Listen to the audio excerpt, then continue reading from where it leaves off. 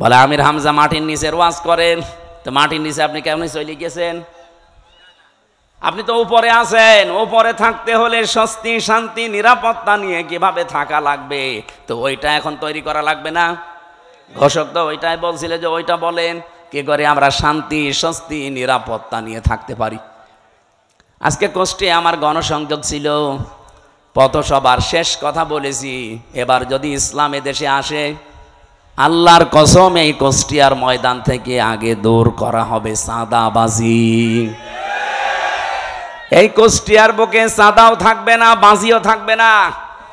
আপনিও এই দেশের নাগরিক, আমিও এই দেশের নাগরিক, আপনাকে চাঁদা দেওয়া লাগবে মানে? আমি কি চাঁদের দেশ থেকে এসেছি?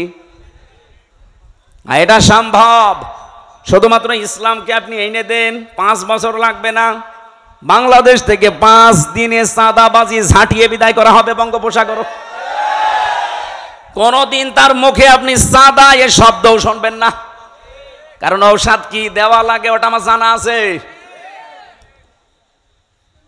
এ পৃথিবীতে যত বড় অপরাধ আল্লাহ তত বড় শাস্তি দিয়েছেন। দেখবেন জেনা করে যদি বিবাহিতা যারা, তাদেরকে পাথর মেরে মেরে ফেলা লাগবে। আপনি একটা করে দেখেন, এই নাটোরের পুরুষ যারা তাদের স্বপ্ন দোষ বন্ধ হয়ে যাবে। জেনা করা আপনার জিনিসপত্র হয়তো উঠবে না, কারণ দৃশ্য মনে হবে ওরে বাবা পাথর মেরে জাগায় মেরে ফেলছে। আপনি যেটা দিয়ে জেনা করবেন ওই জিনিস নষ্ট হয়ে যাবে। চুরি করলে হাত কেটে দাও, আপনি একটা করেন দেখেন চুরি বন্ধ হয় কিনা। কারণ আল্লাহ পাক ভালো করে জানে যে ঔষধ দেওয়া লাগে কোন জায়গায়। যারা ডাকাতি করে, যারা সন্ত্রাসী করে, যারা চাঁদাবাজ, তাদেরকে বিপরীত দিক থেকে অঙ্গ প্রত্যঙ্গ কেটে দেওয়ার নিয়ম সূরা মায়েদায় আছে। একটা কেটে দেন, আপনাদের নাটোরের কেন্দ্রীয় মসজিদের সামনে অথবা জজকোর্টের সামনে নিয়ে এই নাটোরে আর কিয়ামতের আগে চাঁদাবাজি হবে না। এটা সম্ভব এবং আমরা পারবো ইনশাআল্লাহ, সামনে আসবে। সুতরাং এই আয়াত থেকে আমি যে থিওরিটা পেয়েছি, আল্লাহর বিধান কায়েমের কথা বললে যাদের মন খারাপ হয় তারা যেন বিশ্বাস করে তারা মুশরিক। আপনি হয়তো বলতে পারেন কি আমি নামাজ পড়ে আসলাম, আরে ভাই আপনি টের পাচ্ছেন না যে কোনো কায়দায় আপনার দ্বারা শিরিক হচ্ছে, প্রকাশ্যে হোক গোপনে হোক। আর যারা শিরিক করে তারা কি বলেন বলেন, এর চাইতে আর স্পষ্ট কি বলা যায়? অবশ্যই আপনার দ্বারা কোনো না কোনো ভাবে শিরিক হচ্ছে, নয়তো আল্লাহ বলতো না যে কাবুর আলাল মুশরিকিন, যে মুশরিকদের কাছে খারাপ লাগবে। মা তাদউহুম ইলাই, আপনি যেদিকে মানুষকে ডাকছেন এই কথা শুনলে সবচাইতে বেশি খারাপ লাগবে, মন খারাপ হবে, রাগ করবে। এমনকি ওয়াইদা তুতলা আলাইহিম আয়াতুনা বাজ্জিনাতিন তারিফু ফি ওয়ুজুহিল্লাযিনা কাফারুল মুনকার। এটা সূরা হজের 58 কি সূরা হজের 70-72 নম্বর আয়াতের ভেতরে আছে। রব্বুল আলামিন বলেন, হে নবী, যখন কোরআনের ব্যাখ্যাগুলো আপনি বিশ্লেষণগুলো তেলাওয়াত করে করে শোনাবেন, তখন দেখবেন যে মানুষগুলো বুঝে ফেলেছে যে কি বলতে চায়। আপনার প্রতি দেখবেন ওরা মাত্র শরবত নিয়ে মিষ্টি নিয়ে আসবে না, ওরা আপনাকে মনে হবে খেয়ে ফেলবে। আমার তো মনে হচ্ছে আয়াতটা বাংলাদেশে এখন মিলে যাচ্ছে। বলে হুজুর কোরআনের কথা বলবেন, তা আমি কি এটা বাইরের কথা বললাম? কোরআনটা আমি আমার মন মতো গলার সুর দিয়ে আমি যখন তেলাওয়াত করি আপনার ভালো লাগে। ওইটা মাতৃভাষায় বলতে গেলে আপনার কাছে মনে হয় যে নিজের দিকে যাচ্ছে, নিজের দিকে যায়। এই কারণে কারণ আপনি এই কাজগুলো দুনিয়ায় করেন। অনেক জেলায় যাওয়ার পরে আমার কানে কানে মুখ নিয়ে বলে, হুজুর আমার বিরুদ্ধে বলবেন না। তা আমি আপনার বিরুদ্ধে বলবো? আপনার আমি চিনি? কোথায় আমার বাড়ি কুষ্টিয়ায়, কোথায় আপনার বাড়ি সেই সিলেট, মৌলভীবাজার, সুনামগঞ্জ, সেই দোয়ারা বাজার, যেতেই লাগে 2 দিন। তা আমি আপনাকে জীবনে দেখিনি, চিনি না, আপনার বিরুদ্ধে বলবো কেন? বলছে না, আপনি যা বলেন আমি দেখি আমার বিরুদ্ধে যাই। তার মানে আপনি ওই কাজ করেছে। জেলে যাওয়ার আগে একবার গিয়েছিলাম খুলনা রূপসা থানা। আমি আলোচনা শুরু করব হঠাৎ করে, সেই সময় তো একেবারে রমরমা জালেমদের, উনি ওই এলাকার সভাপতি, ওই ফ্যাসিস্টদের। এসে আমারে বলছো হুজুর মাটির নিচের ওয়াজ করবেন, আমি বললাম না। ওপরের ওয়াজ করবেন? হ্যাঁ। ওপরের ওয়াজ যদি করেন, ওপরে আপনাকে আমি একটা সাবজেক্ট বলে দেই, পারিবারিক জীবন নিয়ে কথা বলবেন। ঠিক আছে, আপনি আমারে যেখানেই লাগাবেন আমি ঘুরে ফিরে দিন কায়েমের কথাই বলবো, কারণ এইটাই আসল কাজ। এইটা না হলে জীবনেও এই দেশে বসবাস করার উপযুক্ত পরিবেশ আপনি পাবেন না। বলেন তো, খালি 2 জন নবী বাদ দিয়ে পৃথিবীর কোন নবীর জীবনে আমি পড়ে পাইনি যে তাকে আল্লাহ আদেশ দেয়নি। প্রত্যেকটা নবীকে, খালি 2 জন নবীকে আল্লাহ বলেন না, একটা আদম আলাইহিস সালাম আর একটা সুলাইমান নবী। কারণ আদম নবীর সময় মানুষজন ছিল না, আর সুলাইমান নবী ওনার বাবার কাছ থেকে রাজত্ব পেয়েছিলেন, তো উনি আবার কি কায়েম করবে? বাকি কোন নবীর জীবনী পড়ে আমি পাইনি যে তাদেরকে আল্লাহ নির্দেশ দেয়নি যে আনাকিমুদ্দিন, দিন কায়েম করো। নামাজ পড়া যেমন ফরজ, এমনকি বহু নবীর জীবনে আমি পড়েছি তাদের জীবনে নামাজ ছিল না, তাদের জীবনে রোজা ছিল না, কিন্তু তাদের জীবনে দিন আল্লাহর বিধান কায়েম করা লাগবে এইটা ছিল। আল্লাহর বিধান আরো আছে যেগুলো, ওইগুলো। আমার ভাইরা, এখান থেকে আপনার জন্য আমার যেটা বক্তব্য, যদি আপনার মন খারাপ লাগে তাহলে আপনি বুঝে নেবেন যে আপনার দ্বারা যেহেতু শিরিক হচ্ছে আর আপনি মুশরিক, মুশরিকের কোনো ইবাদত কবুল হওয়ার সম্ভাবনা আছে। এতটুকু বললেন। কি আছে আপনি জানেন কোরআনে কারিমে এত কঠিন কথা মুশরিকদের বিরুদ্ধে? অকদিমনা ইলা মা আমিলু মিন আমালিন ফাজআলনাহু হাবাআম মানসুরা। কিয়ামতের দিন মুশরিকদের আমল নামাটা আল্লাহ এভাবে দেখবে, যেই দেখবে শিরিকের ওটা ধুলি কণার মতো মুখের উপরে নিক্ষেপ করবে। আজ তো শুনতে খারাপ লাগছে, কিয়ামতে কোটি কোটি মানুষের সামনে যখন নিজের কাজ কারবার ধোলার মতো নিক্ষেপ হবে তখন টের পাবেন। সব চাইতে বড় আশ্চর্য কথা কোরআনে মুশরিকদের বিরুদ্ধে, ইন্নাহু মাই ইউশরিক বিল্লাহ ফাকাদ হারামাল্লাহু আলাইহিল জান্নাহ ওয়া মাআওয়াহুন নার। রব্বুল আলামিন বলেন, আমি আল্লাহ নিজে হারাম করে দিয়েছি জান্নাতটা মুশরিকদের জন্য। অথচ বাংলাদেশে বহু মানুষ যে শিরিক করে ও জানেও না। এই জন্যই তো তাফসীর মাহফিলের আয়োজন করেছে। আমরা জেনে হোক না জেনে হোক শিরিক করে যদি মুশরিকি হয়ে যায়, তা কিসের ঈদগায় মাহফিল দিয়েছেন, কিসের মসজিদ বানাচ্ছেন? আশা করছে আপনার আজকে বিবেক খুলবে।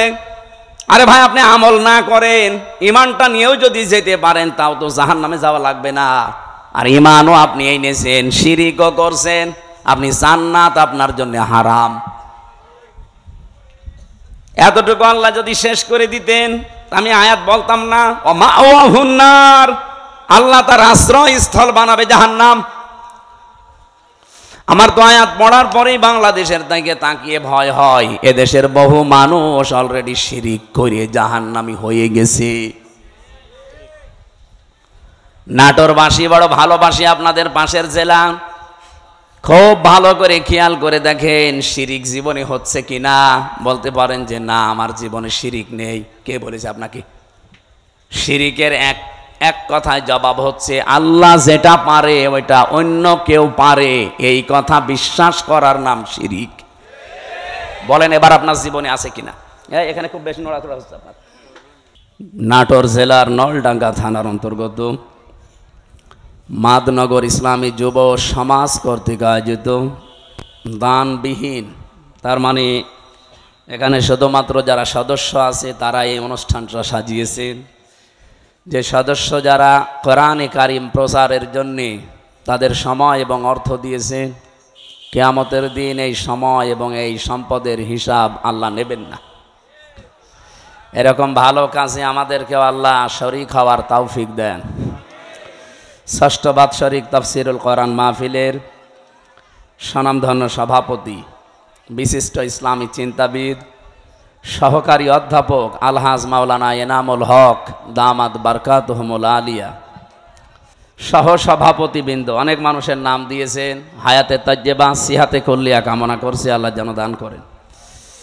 এ মাহফিলের প্রধান অতিথি উপজেলা নির্বাহী অফিসার নলডাঙ্গা নাটোর জনাব রেদওয়ানুল হালিম দামাত বারকাতুহুমুল আলিয়া, বিশেষ অতিথি আপনাদের এই থানার ভারপ্রাপ্ত কর্মকর্তা জনাব রফিকুল ইসলাম। আল্লাহ রাব্বুল আলামিন এই মানুষগুলোকে কোরআনের খাদেম হিসাবে কবুল করেন। এতক্ষণ যিনি কথা বললেন আপনাদের এই জেলার সন্তান মাওলানা আব্দুল মজিদ, খতিব জসকোট কমপ্লেক্স জামে মসজিদ নাটোর। মঞ্চে বসা আছেন সম্মানিত ওলামা ইকরাম, আপনাদের এই এলাকার যারা, আমি তো অনেকের নাম জানি না, একবারে দোয়া করছি তাদের জন্য, ওয়ারাফা'না লাকা যিকরাক, আল্লাহ এই আলেমদের মর্যাদার সম্মান যেন আরো বাড়িয়ে দেয়। আমি শুধুমাত্র আলেমদের কথা কেন বললাম, এ পৃথিবীতে যত বান্দা বান্দি আল্লাহ বানিয়েছেন সবচাইতে বেশি ভয় তাকে করে আলেমরা। ইন্নামা ইয়াখশাল্লাহা মিন ইবাদিহিল উলামা, অবশ্যই আমার বান্দা বান্দিদের ভেতরে আমি আল্লাহকে ভয় করে যারা আলেম আলেমা তারা। এখন আলেম কারা? আমরা তো নামের আগে মাওলানা মুফতি কারি হাফেজ লেখা দেখলেই মনে করি এই আলেম না। আলেম আল্লাহর দৃষ্টিতে ওইটা যাকে আল্লাহ যতটুকু জ্ঞান দিয়েছে যোগ্যতা দিয়েছে ওই অনুযায়ী যে কাজ করে। কথা বোঝেন? আল্লাহ রাব্বুল আলামিন বলেন, অমান আযলামু মিম্মান কাতামা শাহাদাতান ইনদাহু মিনাল্লাহ আমাল্লাহু বিগাফিলিন আম্মা তা'মালুন। সূরা বাকারার 140 নম্বর আয়াতের শেষের দিকে আছে, আমরা যাদেরকে আলেম মনে করি, বিশাল জব্বা গায়ে আছে, লম্বা চওড়া, বড় বড় দাড়ি, হাতে তসবিহ, দুনিয়ার কোনো খেয়াল নেই। আল্লাহ বলেন না, আমার দৃষ্টিতে বড় জালেম তো ওইটা যার কাছে কোরআনের জ্ঞান থাকার পরে দুনিয়ার কোনো স্বার্থ পেয়ে গোপন করে দেয়। এরকম আলেম এ দেশে 54 বছরে ছিল না, এখন নেই। আগে আরো বেশি ছিল, এখন একটু কমেছে, তারপরও কম না, এখনো অনেকে আছে। ওদেরকে বাতিল ছাড়া তারা টাকা পয়সা দিয়ে এদেশে যেন ইসলাম কায়েম হতে না পারে সেই জন্য তাদের ব্যবহার করছে। ঘোষক বলছিলেন কি জানো, যে এমন ওয়াজ করেন যেন এই এলাকায় সাদাবাজি না হয়, এলাকায় মানুষ খুন না হয়। তা আমরা তো ওইটাই চাই, ওইটা যেন আসতে না পারে। আমি একটা হাদিস পড়ছিলাম আজকে আসার সময়, নবীজি বলেন, আর ইবনে ওমর রাদিয়াল্লাহু তাআলা আনহু قال قال النبي صلى الله عليه وسلم فاتبعوا الصراط الأعظم। তোমাদের ভেতরে যাদের দ্বারা ইসলাম কায়েম করা খুব দ্রুত সম্ভব বলে মনে হয় তোমাদের, তোমরা তাদেরকে অনুসরণ করবা, সাহায্য করবা, পেছনে থাকবা। আপনি সব বাদ দিয়ে নিরপেক্ষ দৃষ্টি দিয়ে বলেন তো, বাংলাদেশে এখন ৭৩টার উপরে দল আছে। আমি যতটুকু অ্যানালাইসিস করেছি এই দেশ নিয়ে, যতটুকু দেখলাম, বাংলাদেশে ইউনিয়ন পরিষদ থেকে শুরু করে আন্তর্জাতিক পরিমণ্ডল পর্যন্ত সুচারুরূপে দুর্নীতি ছাড়া বাস্তবতার সাথে আল্লাহর বিধান দিয়ে চালানোর ক্ষমতা এখন এই দেশে জামাত ইসলামীর আছে। যদি অন্য কোন দলের থাকে আপনি নাম বলেন, আমি তার ওয়াজ করব, বলেন। হ্যাঁ, ইসলামপন্থী দল এখনো প্রায় আছে 39টা। একটাকেও দিলে তারা সংসদ থেকে শুরু করে আপনি এই ইউনিয়ন পর্যন্ত পুরাটা, এমনকি আন্তর্জাতিক পরিমণ্ডলে যে ব্যবস্থাগুলো আছে চালানোর সক্ষমতা এখনো হয়ে ওঠেনি। কিন্তু জামাত ইসলামী বাংলাদেশে এভাবে লোক তৈরি করা আছে। আপনি বলেন, এটাকে আমি বানিয়ে বললাম? তাহলে হাদিস ছিল ফাত্তাবিউস সিরাতাল আযম, অনুসরণ করবা তাদের যাদের দ্বারা ইসলাম কায়েম করা দ্রুত সম্ভব।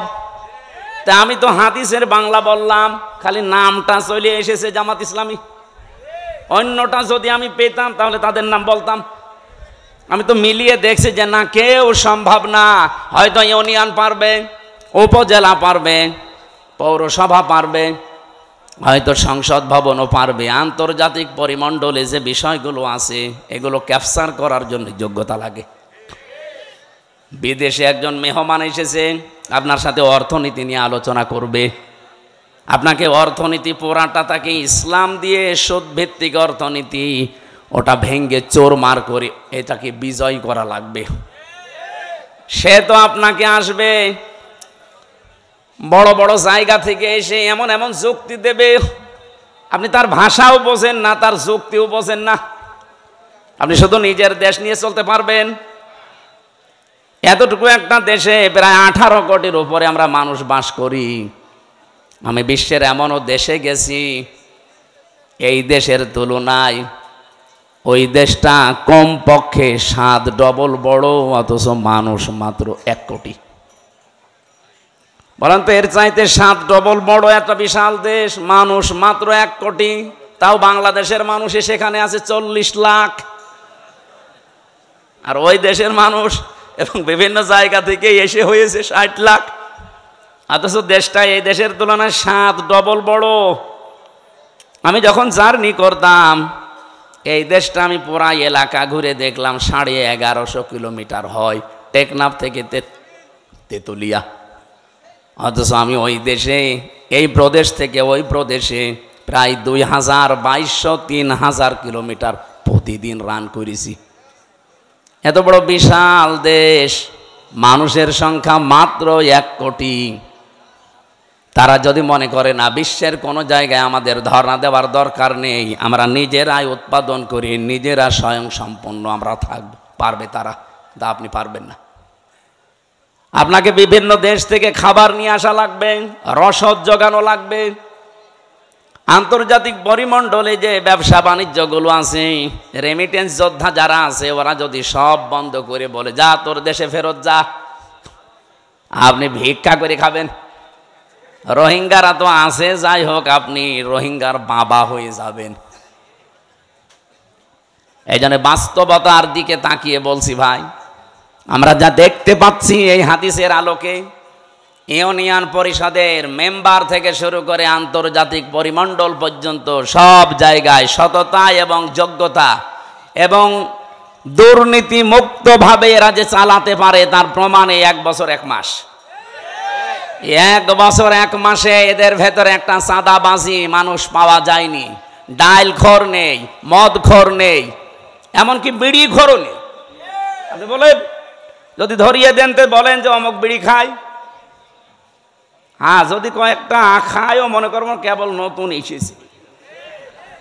এই গত পরশুদিন জমান নামাজ পড়ে বের হলাম, 18 জন এসে আমারে বলছে হুজুর আমরা এতদিন মানুষের তৈরি করা আইনের পক্ষে ছিলাম, এখন আর নেই। এখন আমরা দিন কায়েম করতে চাই। এই পদ্ধতি যেহেতু বাংলাদেশ জামাত ইসলামী এখন এগিয়ে আছে, সুতরাং আপনি আমাদেরকে এই দলে নিন। আমি বললাম কালেমা পড়ানো লাগবে? বলছে না, কালেমা আমরা জানি, কিন্তু এতদিন ভুল পথে ছিলাম। আমি জোয়ার যা দেখছি, সারা দেশে যে জোয়ার উঠেছে, সরা নসরের আয়াতগুলো মনে হচ্ছে আল্লাহ এই মাত্র বাংলাদেশে আবার নাজিল করল। বিশেষ করে ডাকসু আর জাকসুর পরে অনেকে এখনো চাপাবাজি করছে, যা ডাকসু জাকসু কি হয়, কি হয় মানে আপনার এত ভয় কেন? কোরআনে কারিমে আল্লাহ জানিয়েছিলেন, কোরআনের কথা তো আর মিথ্যা হওয়া সম্ভব না। ইদা জা নাসরুল্লাহি ওয়াল ফাত, যখন আসবে আল্লাহর সাহায্য তখন আপনি বিজয় দেখতে পাবেন। আর বিজয়ের সূচনা কি, নমুনা কি, সিমটাম কি, চিহ্ন কি, এগুলো আল্লাহ একটা একটা করে দিচ্ছেন। ওয়ারাআইতান নাসা ইয়াদখুলুনা ফি দীনিল্লাহি আফওয়াজা, আপনি হে নবী আপনি দেখতে পাবেন দলে দলে পালে পালে মানুষ ইসলামে প্রবেশ করছে। ইসলাম মানে জামাত ইসলামী না, ইসলাম মানে যারা দিন কায়েম করতে চায় জমিনে, এটাই আসল ইসলাম। এদেশে বহু ইসলাম আসে, তারা দিন কায়েম করতে চায় না, তারা আরো বিরোধিতা করে। এই কথা বলেন না কেন? এই জন্য অনেক আলেম লেগে গেছে ইসলামী আন্দোলনের বিরুদ্ধে, একামতে দিন যারা কায়েম করতে চায় তাদের বিরুদ্ধে ফতোয়াবাজি পর্যন্ত অনেক নাম করা আলেম করছে। আমার নাম ধরা লাগবে? এগুলো তাদের মুখের কথা না, ওদেরকে বলানো হচ্ছে। আপনি দেখেছেন এই দেশের একজন নাম করা পীর, সে পর্যন্ত স্ট্যাটাস দিয়েছে যে এতদিন আমরা জামাতি ইসলামের বিরোধিতা করতাম, আওয়ামী লীগের পামে পড়ি। ও সব বলে ফেলিস যে ওদের ধোঁকাবাজিতে, ওদের প্রতারণায়, ওদের কথা মতো বিরোধিতা করতাম। এখন দেখছি এই দেশে ইসলাম ইউনিয়ন থেকে সংসদ পর্যন্ত পূর্ণাঙ্গভাবে চালানোর সব জায়গায় লোক আছে জামাত ইসলামের। অন্য কাউকে দিলে তারা পারবে না, অন্য কোনো হুজুর পার্টিকে দিলে তো পারবেই না। এমনকি জেনারেলকে দিলে আপনি দেখবেন বাবা শাহজালাল সব হালাল হয়ে গেছে। আমরা কি ওই দৃশ্য আর দেখতে চাই না? চ্যাম্পিয়ন হয়েছে বর্বর কয়েকবার, এবার এই দেশ চ্যাম্পিয়ন হবে ইসলাম দিয়ে ইনশাআল্লাহ। এই জন্য আমি নাম নিলাম না, কারণ আলেমদের একটা মর্যাদা আছে। এরা যদি ফিরে আসতে চায় তাহলে এরা আল্লাহর দরবারে আলেম, আর যদি এই অবস্থায় থাকে এদের মরণ হবে বালাম বিন বাওরার মতো। আলেমদের মর্যাদা এত বেশি পড়েছি আমি হাদিসে, বিশ্বনবী জানিয়েছেন কিয়ামতের দিন। আমি এটাই যে কয়েকদিন আগে আসলাম মদিনা থেকে, মদিনার ইমাম যিনি মসজিদে নববীর অনেক খুতবা দিচ্ছিলেন এলেমের উপরে, ওনার শেষ কথা ছিল এইটা। হাদিসটা উনি আরবিতে পড়ার পরে ব্যাখ্যা করছিলেন আবার আরবি দিয়ে। আমি বাংলায় বলছি, উনি যে কথা বললেন এটার সারমর্ম এটা, কিয়ামতের দিন আলেমদেরকে আল্লাহ যখন বিচার করবেন ওদেরকে আল্লাহ পর্দা দিয়ে ঘিরে নেবেন, আলাদাভাবে ঘিরে নিয়ে বলবে মাওলানা এনামুল হক এই করেছিলি, জিজ্ঞাসা করবে এই করেছিলি, প্রত্যেকটা কথার জবাব দেওয়া লাগবে যে হ্যাঁ। রব্বুল আলামিন ওর মুখের কাকতি মিনতির দিকে তাকিয়ে বলবে গোপনে তোরে মাফ করে দিলাম, কাউকে বলবি না, জান্নাতে চলে যা। কিন্তু সে আলেমও তো আবার থাকা লাগবে। আপনি যদি কোরআনের কোনো বক্তব্য জানার পরেও দুনিয়ার কোনো স্বার্থ পেয়ে, সিদ্ধি পেয়ে যদি গোপন করে রাখেন, আপনি আল্লাহর দরবার আর আলেম নেই, আপনি পুরা জালেম হয়ে গেছেন। আল্লাহ শব্দটা উল্লেখ করলেন আসলাম, এটা সুপারলেটিভ ডিগ্রি, এর চাইতে বড় শব্দ আরবিতে আর হয় না। সব চাইতে বড় জালেম আল্লাহর কাছে ওই লোকটা যে তার জ্ঞান অনুযায়ী, যোগ্যতা অনুযায়ী আমল করে না। এই জন্য যারা এখানে বসে আছে আলেম নাম নিয়ে, তাদের মর্যাদা সম্মান এমনি কামনা করি নাই। রব্বুল আলামিন যেন কিয়ামতের দিন ওই হাদিসের আলোকে আমাদেরকেও তার ভেতরে শামিল করে মাফ করে দেন। সামনে বসা মুসলমান ভাইরা, পর্দার আড়ালের সম্মানিতা মা এবং বোনেরা, প্রাণপ্রিয় নাটোরবাসী, আমার বাড়ি তো খুব বেশি দূরে না, কুষ্টিয়া। আমি কুষ্টিয়া থেকে অন্তত 1-150 কিলোমিটারের ভেতরে যদি আসি, আমার মনে হয় যে আমি বাড়ি বসে আছি। এর চাইতে একটু দূরে গেলে মনে হয় যে পাশের গ্রামে গেলাম। তো যেহেতু পাশাপাশি আছে, এখনো 100 কিলো হয়নি, 80 কিলো আর 15 কিলো, 95 কিলো। তো সেই হিসাবে আমার মনে হচ্ছে যে আমি কেবল ম্যাডামের কাছে খাবার খেয়ে এই যে উঠলাম।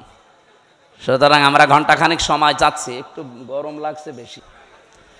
সুবহানাল্লাহ আলহামদুলিল্লাহ লা ইলাহা ইল্লাল্লাহ, সুবহানাল্লাহ আলহামদুলিল্লাহ লা ইলাহা ইল্লাল্লাহ, লা ইলাহা ইল্লাল্লাহ মুহাম্মাদুর রাসূলুল্লাহ।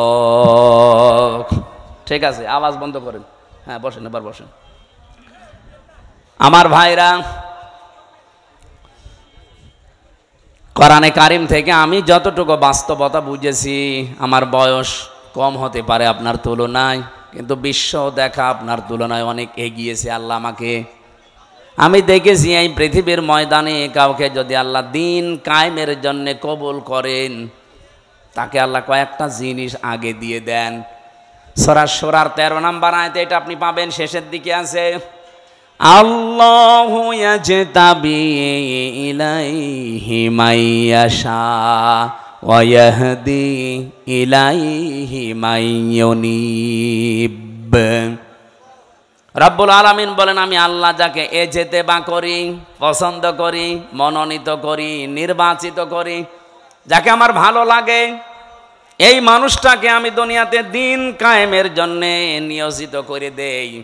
ও পৃথিবী একদিকে দিয়ে দেবেন, দিন কায়েমের আন্দোলন ওর কাছে একদিকে আল্লাহ করে দেবে। আল্লাহ বলেন, আমি কেন করি জানো? ওয়া ইয়াহদি ইলাইহি মাইয়ুনিব। যে লোকটা দুনিয়াতে মন থেকে আমি আল্লাহর দিনের দিকে সত্যিকার অর্থে ফিরে আসতে চাই, তাকে আল্লাহ এইভাবে নির্বাচিত করেন। আপনি আন্দাজে আসতে পারবেন না, আপনার মন আগে দিনের দিকে ফিরে আসা লাগবে ইখলাসের সাথে। সুতরাং এই দেশে যারা দিন কায়েমের জন্য চেষ্টা চালায়, আপনি বিশ্বাস করতে পারেন আল্লাহ আপনাকে সবার ভেতর থেকে বেছে নিয়েছেন, নির্বাচিত করেছেন, পছন্দ করেছেন, মনোনীত করে ফেলেছেন।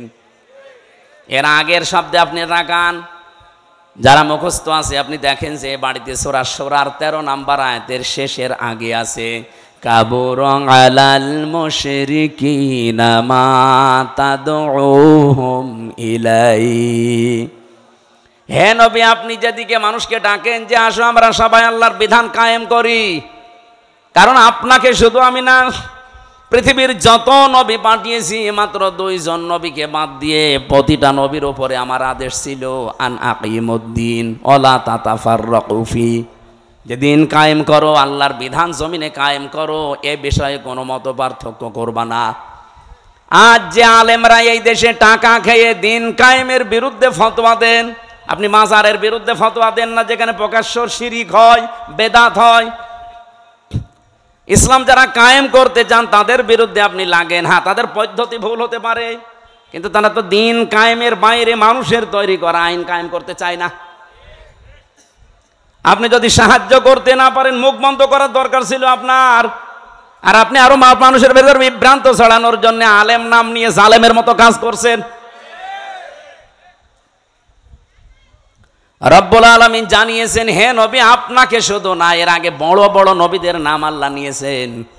হযরতে ঈসা, মূসা, নূহ, ইব্রাহিম, এত বড় বড় পাওয়ারফুল নবীর নাম নিয়ে বললেন আপনাকেও আদেশ দিলাম, তাদেরকেও দিয়েছিলাম যে দিন কায়েম করেন, আমার বিধান কায়েম করেন জমিনে আগে। আর এই বিষয়ে কোনো মত পার্থক্য, কোনো ফতোয়াবাজি করবেন না।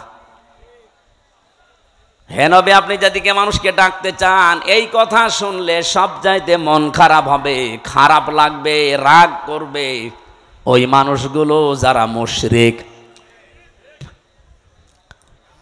বন্ধ করা লাগবে। আল্লাহ যেটা পারে পৃথিবীর অন্য কেউ এটা পারে, এই বিশ্বাস করার নাম বলেন বলেন। আপনি দেখেন তো আপনার ভেতরে আছে কিনা। সন্তান দিতে পারে কে? পৃথিবীর অন্য কারো ক্ষমতা আছে? সে মরা পীর হোক আর জীবিত পীর হোক। এমনকি কত মানুষ দেখি জেনে কি না জেনে করে আমি জানি না, আমার এসে বলো হুজুর আপেল পড়িয়ে দেন। কেন? সেদিন বগুড়াতে পেয়েছিলাম, এক লোক এসে আপেল নিয়েছে, বলছে হুজুর আপেল পড়িয়ে দেন। কেন? বলছে আমার বারবার 4টা মেয়ে হয়েছে, আমি খুব আশা করে আসি এবার যেন ছেলে হয়।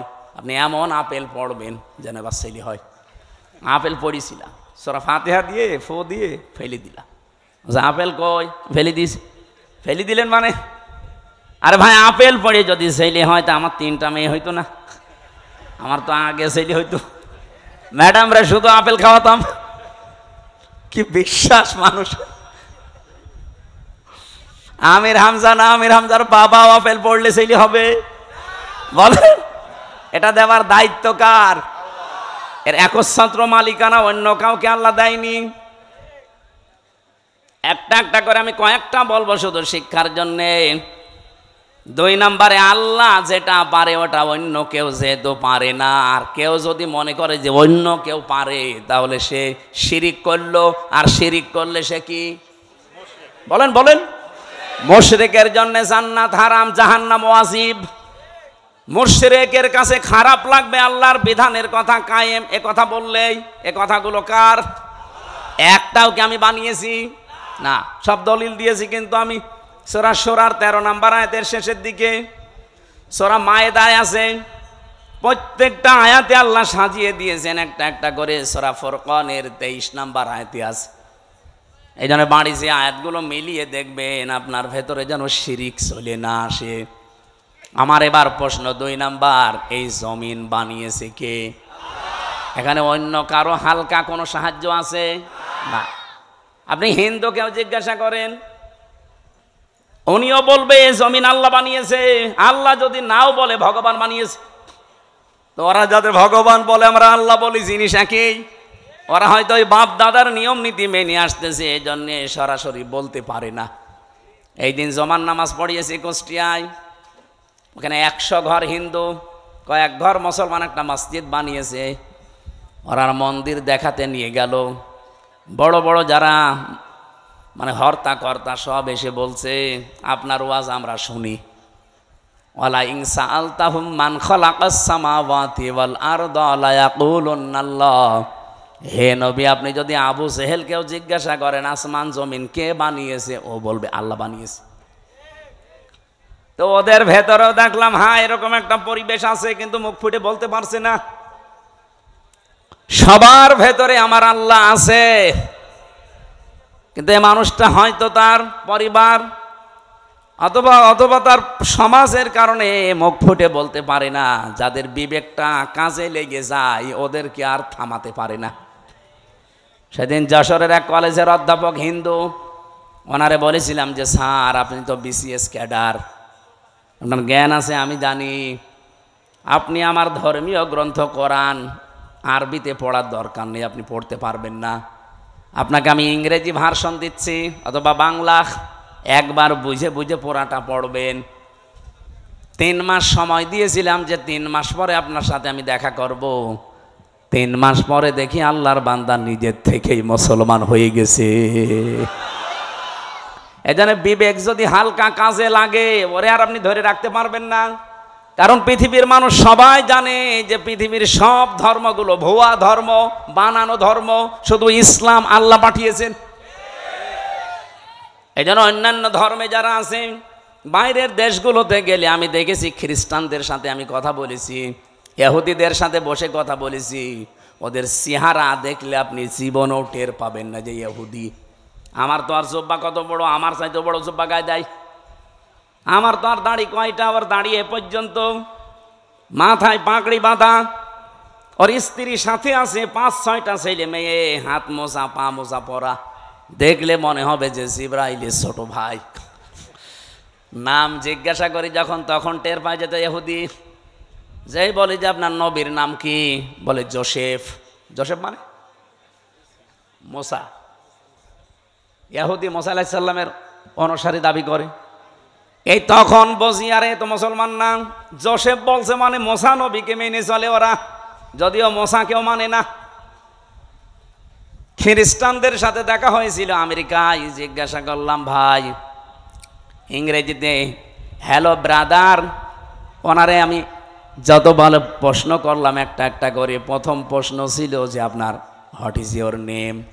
ওনার নাম বলার পরে আমি টের পেয়েছি যে না এ মুসলমান না। কারণ ইহুদির নামের সিরিয়াল আমি জানি, খ্রিস্টানদের নামের সিরিয়াল আমি জানি, বৌদ্ধদের নামের সিরিয়াল আমি জানি। এর নাম শুনলেই বুঝি। যখন বলি যে আপনার নবীর নাম কি, হোয়াট ইজ ইয়োর প্রফেট, ও তখন বলছে আমার নবীর নাম হচ্ছে যিশু। যিশু মানে ঈসা। বলেন তো এই যে মানুষগুলোকে প্রথমে দেখলে আপনি জীবনও সাইন করতে পারবেন না। এত সুন্দর চেহারা, ধবধবে ফর্সা, দাড়ি মানে পাগড়ি এবং জব্বা গায়ে, বিশাল সাদা জব্বা গায়ে, স্ত্রীর সাথে আছে, একেবারে চোখও দেখা যায় না, হাত মোজা পা মোজা দেওয়া। বাস্তবতা যেটা আমি এখান থেকে নিয়ে আসতে পারি, ওই মানুষগুলো আজ মুশরিক, ওই মানুষগুলো আজ শিরিক করছে। শুধুমাত্র যদি বিবেকটা একটু কাজে লাগাতো এই পৃথিবীর কোনো ধর্মে মানুষ থাকা সম্ভব না ইসলাম ছাড়া। খালি বিবেকটা মানুষ কাজে লাগায় না, এই জন্য বিভিন্ন ধর্মে প্রায় 4,500 ধর্ম এখন দুনিয়ায়। কত? 4,500। বাইরের দেশগুলোতে গেলে এগুলো আরো বেশি দেখা যায়। মালয়েশিয়াতে আমি যে বিশ্ববিদ্যালয়ে গিয়েছিলাম, ওখানে 120টা দেশের ছেলে মেয়েরা পড়ে।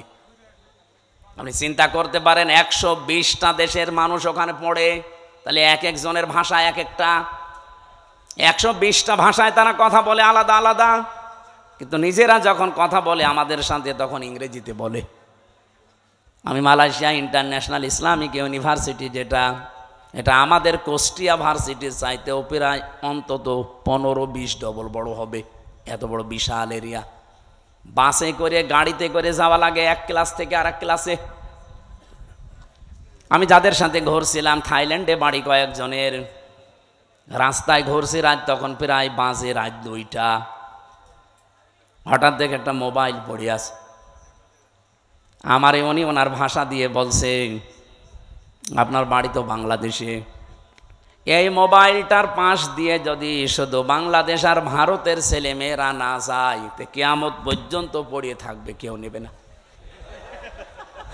আমার কি সুনাম করলো না, বাস দিল। আমরা বলছি বাংলাদেশ আর ভারতের ছেলে মেয়েরা যদি যায়, ও গায়েব করে ফেলবে। পৃথিবীর এখানে প্রায় 120টা দেশের ছেলে মেয়েরা আছে, কেউ এর পাশ দিয়ে গেলে ঘুরিয়েও তাকাবেন না যে লোকের জিনিস আমি কেন নেব। কিন্তু আপনারা যে এমন মানুষ, আমি ওনারে পরে হাসির ছলে বললাম যে ভাই, আপনি কি আমার সুনাম করলেন না বাস দিলেন?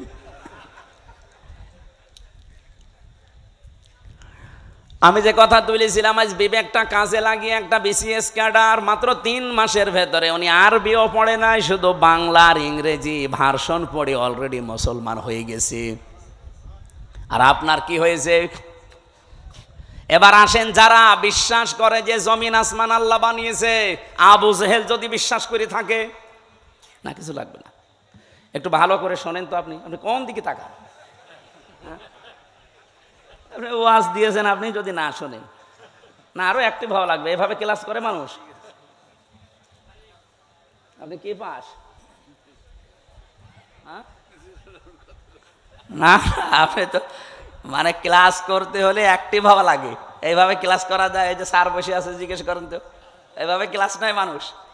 আরো অ্যাক্টিভ হন ভাই। আমি যে কথা বলি ওখান থেকে দেখবেন একটা শিক্ষা বের হবে। আমি আন্দাজে কোনো কথা পাঁচাল পারি না, অবশ্যই এখানে একটা শিক্ষা আছে, নাই তো বলতাম না। কি আছে সেইটা বের করার জন্য এই যে আন্টি শান্টি করছি। রব্বুল আলামিন বলেন, যেহেতু আসমান আর জমিন আমি বানিয়েছি, আলা লাহুল খালাক ওয়াল আমরু তাবারাকাল্লাহু রব্বুল আলামিন। বানিয়েছেন যিনি, হুকুম চলবে তার, এ বিধান কার? তাহলে আপনার বিবেকের কি বলে যে জমিন আসমান আল্লাহ বানিয়েছে আর এখানে চলবে মানুষের তৈরি করা আইন? একটা কথা হইল।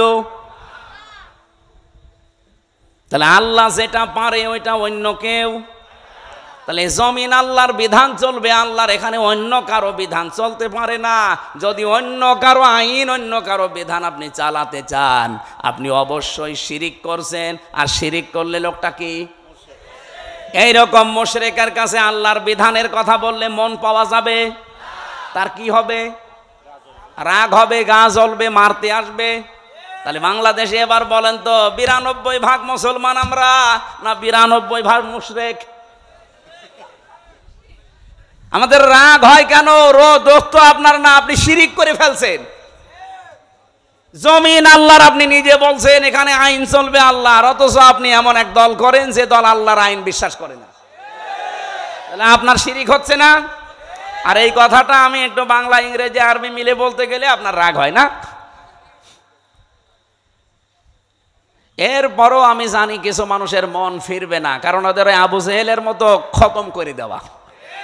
খাতামাল্লাহু আলা কুলুবিহিম ওয়া আলা সামিইহিম ওয়া আলা আবসারিহিম গিশাওয়া ওয়া লাহুম আযাবুন আযীম।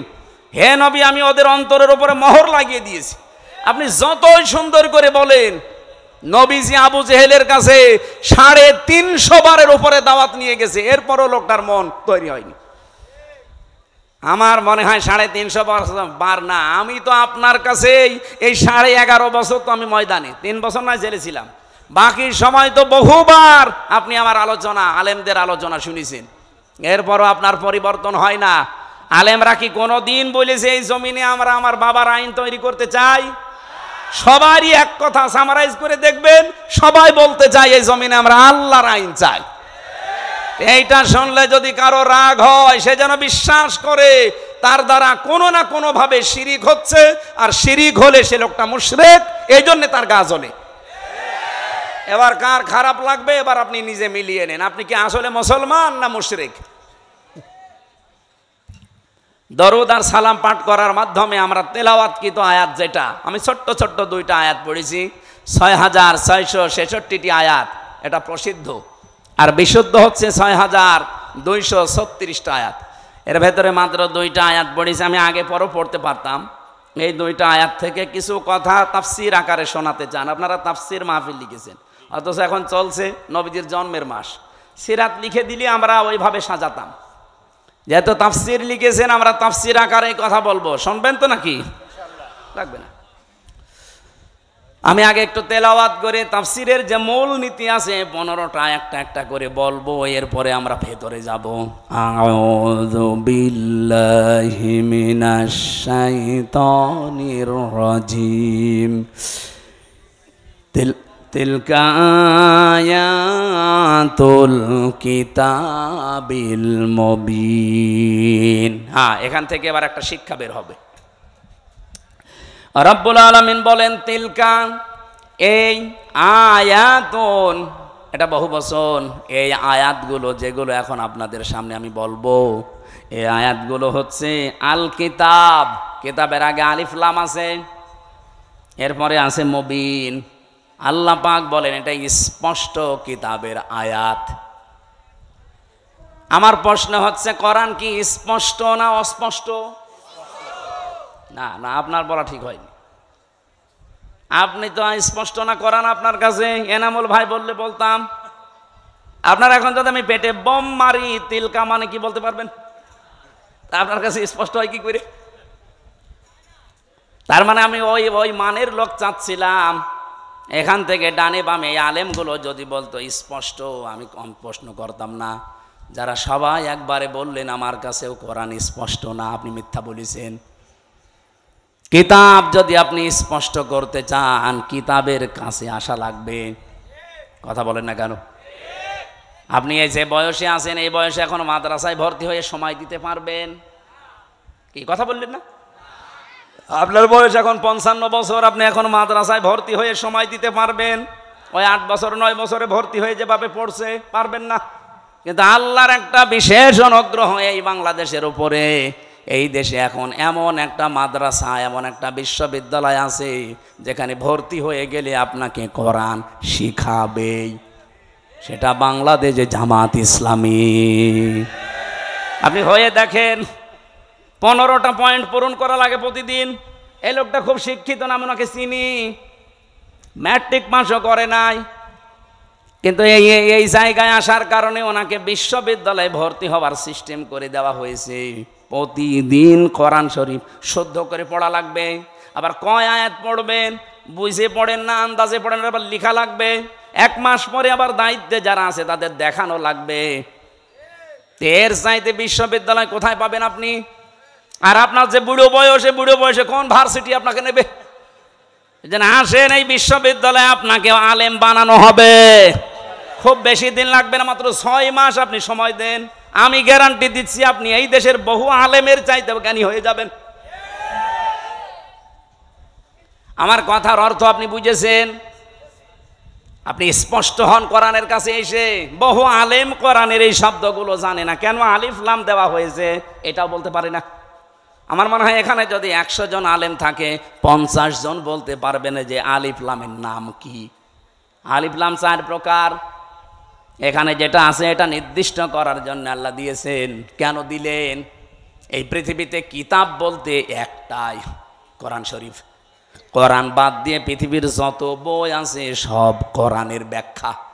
যেভাবেই লেখেন না কেন ওটা কোরআনের ব্যাখ্যার ভেতরে পড়বে।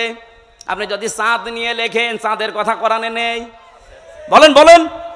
যদি এই জমিন নিয়ে লেখেন, জমিনের কথা কোরআনে নেই। যেটাই করবেন ওগুলো আসলে কিতাব না, ওগুলো কিতাবের ব্যাখ্যা। কিতাব কয়টা? আরো জোরে। কেমন কিতাব? স্পষ্ট বলেন বলেন। আল্লাহ পাক বলেন আলহামদুলিল্লাহিল্লাযী আনজালা আলা আবদিহিল কিতাবা ওয়া লাম ইয়াজআল লাহু ইওয়াজা। প্রশংসা করা লাগবে আমার। কেন? আমি আমার বান্দাকে কিতাব দিয়েছি।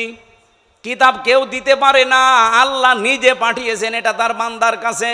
এমন কিতাব দিলেন ওয়া লাম ইয়াজআল লাহু ইওয়াজা, যে কোরআনের ভেতরে, কিতাবের ভেতরে কোনো বক্ষতা নেই, যেখানে কোনো গোপন কথা আপনি পাবেন না। কোরআনে যা আছে সব স্পষ্ট কথা, সব ওপেন কথা। কোনো গোপন কথা আছে?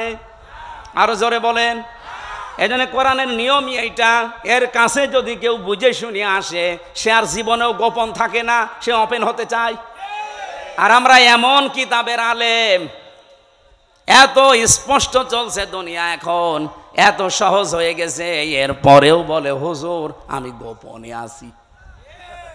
কে কিতাব পড়ে আলেম হয়েছে যে এতদিনে গোপন থাকা লাগবে?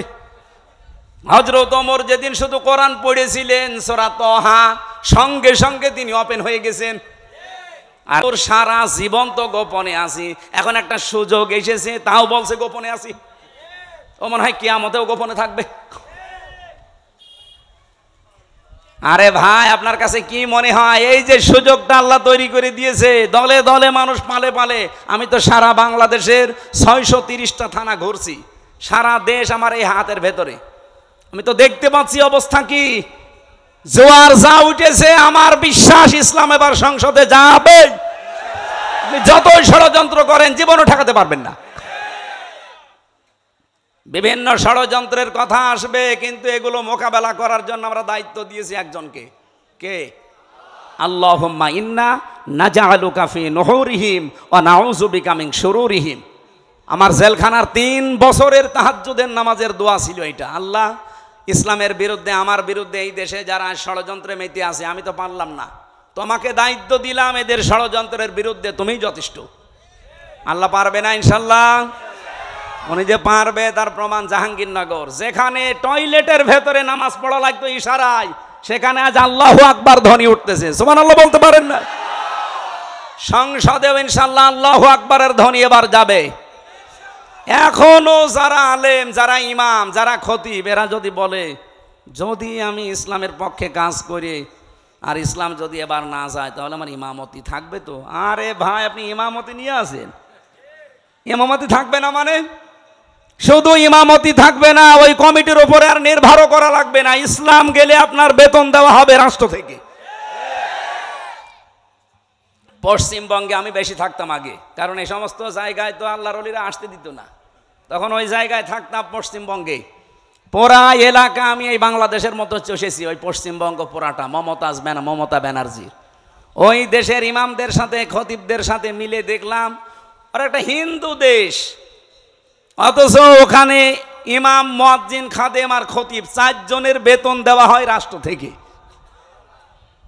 মমতা ব্যানার্জি একটা হিন্দু মহিলা, সে যদি বেতন দিতে পারে ইমামদের, খতিবদের, মুয়াজ্জিনদের, আর আমরা ইসলাম নিয়ে গেলে ইমাম, মুয়াজ্জিন, খাদেম, মাদ্রাসা, মসজিদ, আলেম ওলামার বেতন রাষ্ট্র থেকে দিতে পারবো না? শুধু যে টাকা পাচার হয়েছে ওইটা নিয়ে আসতে পারলে তো কিয়ামত পর্যন্ত বেতন দেওয়া যাবে। আপনি জানেন কত টাকা পাচার হয়েছে? এক দরবেশ 36,000 কোটি টাকা পাচার করেছে। 36,000 কোটি। আমার মনে হয় আমার মতো হামজারে কিয়ামত পর্যন্ত গুনতে দিলে আমি গুণিক শেষ করতে পারবো না। একজন দরবেশই যদি এই করে, তাহলে যারা ধরবেশ ওরা যে কি করেছে। সেদিন মনে হয় সিঙ্গাপুরে ছিলাম, যে হোটেলে উঠেছিলাম না, মালয়েশিয়া, 118 তলা হোটেল। আমি আর এক হোটেলে, আমি বললাম এত জায়গা এত দূরে আমার রেখে আমার কাছে দিন। ওই হোটেলটাও 75 তলা। 75 তলার উপরে উঠে আমি জানালা খুলে দিয়েছি, আমার মনে হচ্ছে যে একটা জান্নাতের মতো বাতাস আসতেছে। ওখান থেকে বললাম একটু নিচে যেয়ে দেখি তো খাবার পাওয়া যায় কিনা। নিচে যেয়ে নামলাম, নেমে দেখি দুইজন বসে বসে রাত 2টা বাজে চা খাচ্ছে। আমি চেহারা দেখে বুঝে ফেলেছি। আমি যে সালাম দিলাম আসসালামু আলাইকুম, ও তো বলবে যে ওয়ালাইকুম আসসালাম না, বলছো হুজুর আমরা আগে পালিয়েছি। আরে একটা সালামের জবাব হইল, আমি দিলাম আপনার সালাম আর আপনি বলছেন আমরা আগেই পালিয়েছি। কি বলেন আপনি? না, ওই 4 তারিখে দেখলাম যে ভালো না, চলে এসেছি। তাই আপনি এই হোটেলে আছেন, অথচ আপনার তো শুনেছি যে 620টা বাড়ি। কত? 620টা বাড়ি ওর। না না, ওই যে ভূমি মন্ত্রী ছিল যেটা সাইফুদ্দিন জাবেদ নাকি নাম, ওর সাথে আরেক শয়তানও আছে। বলছে হুজুর আমার সাহেব পাড়া আছে মালয়েশিয়ায়, আমার কানাডাতে বাড়ি আছে বেগমপাড়া, লন্ডনে আছে, এই যে এখানেও আছে পাশের রাষ্ট্র সিঙ্গাপুরে, কিন্তু আমি যেতে পারি না। এই দেশে 20 লাখ বাঙালি থাকে, আমি যদি বাইরে যাই আমারে ভত্তা বানিয়ে ফেলবে। খুব গোপনে আসি, নামি না। এই যে রাত 2টো বাজে নেমেছি, আপনি আমার জন্য দোয়া করে। দোয়া আপনার জন্য আসবে? কি দোয়া করব? এখন দোয়া করলে তো বদ দোয়া হবে। আপনি কি করেছেন? 620টা বাড়ি মানুষ বানায়, আমার একটা বাড়ি, তাই আমি মনে হয় বছরে 2-3 মাস থাকতে পারি, বাকি সব সময় রাস্তায় থাকি। আপনি কবে থাকবেন বাড়িতে? এই জন্য এদেশের আলেম ওলামারা এখনো সেই ভয়ে চিন্তায় আছে। কোনো ভয় নেই, আপনার কোনো চিন্তা নেই। ইসলাম এবার আসবেই, আর আপনারা সবচাইতে বেশি সুযোগ সুবিধা পাবেন, সে কওমি বলেন, আলিয়া বলেন, খারেজি বলেন, যাই বলেন। কিন্তু কিছু আলেম নামধারী এদেরকে এই বাম আর রামরা এখনো পর্যন্ত পেছনে লেগে আছে। জামাত ইসলামী বাংলাদেশের বিপক্ষে একটা কথা লাগিয়ে দেন, এরা আসলে নাকি মাদ্রাসার বেতন বন্ধ করে দিবে। এটা শয়তান বিশ্বাস করবে? এটা আপনার কথা না, আমরাও জানি আপনাকে দিয়ে রাম আর বামরা বলাচ্ছে।